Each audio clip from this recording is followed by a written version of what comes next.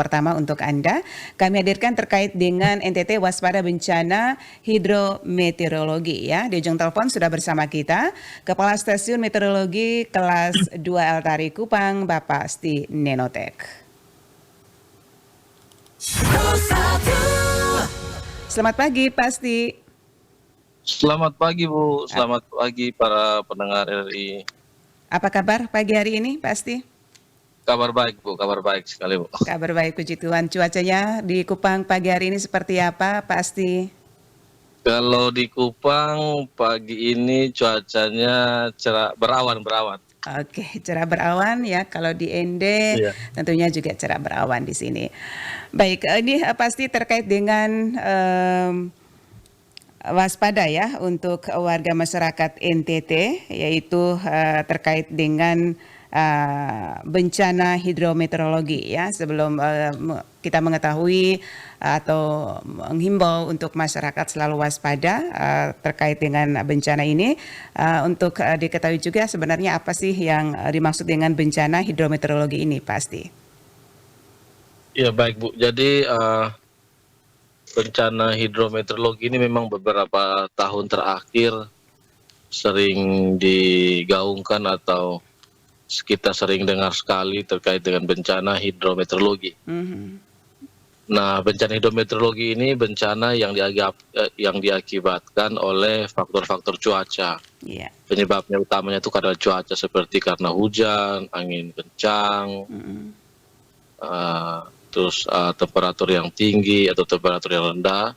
Nah, itu penyebabnya karena cuaca. Seperti itu Bu. Oke, jadi karena cuaca itu angin kencang, hujan ya. Dan untuk wilayah NTT sendiri ini cuaca yang paling ekstrim terdampak dengan yang disebutkan tadi itu di wilayah mana saja untuk NTT sendiri?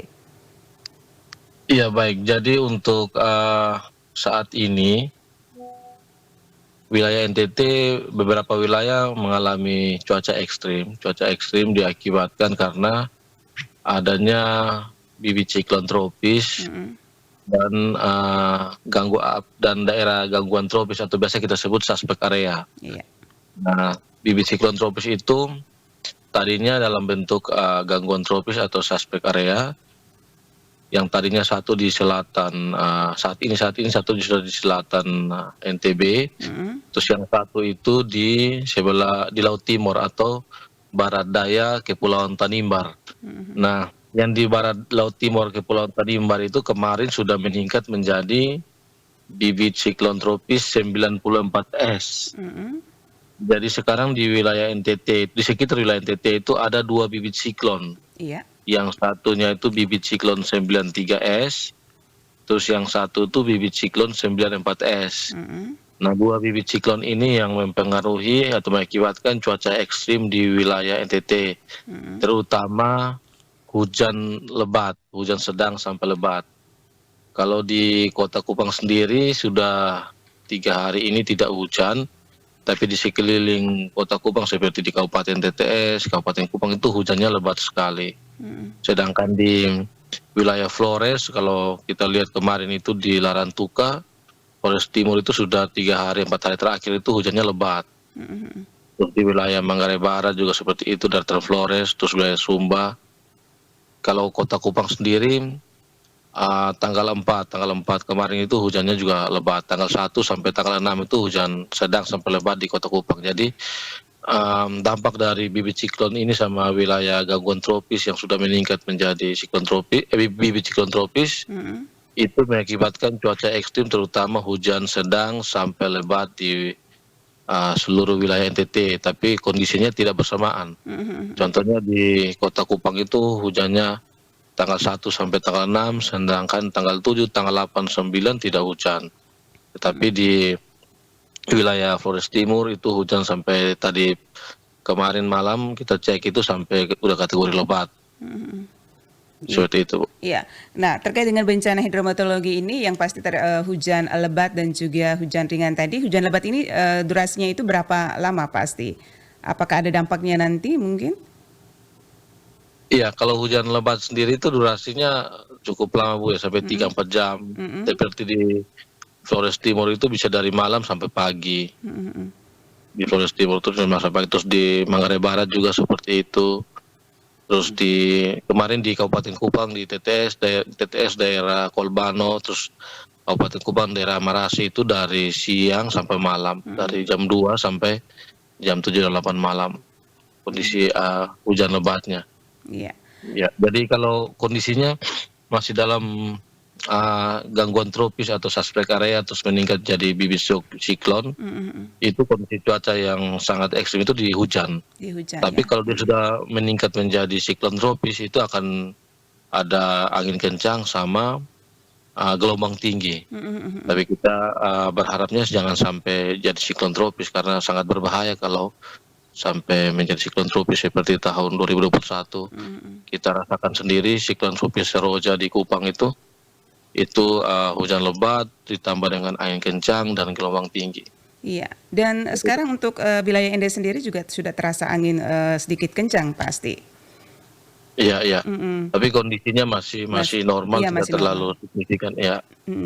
Dan yang pasti tentunya selalu waspada begitu ya pasti ya. Iya, iya. Oke, Ya.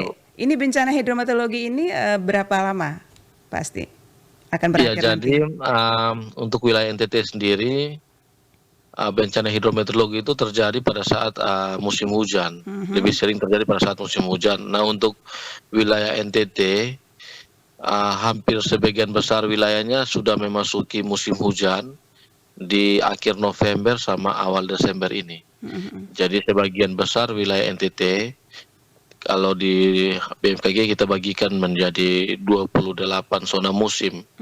28 zona musim, wilayah zona musim itu dia tidak bisa dibagi per kabupaten atau per kota. Kalau kita punya 22 kabupaten kota, sedangkan kalau untuk zona musimnya kita punya 28.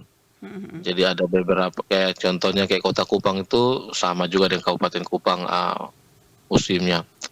Oke. Nah, itu 28 itu sebagian besarnya itu sudah masuk musim hujan di akhir November sampai awal Desember sudah masuk musim hujan.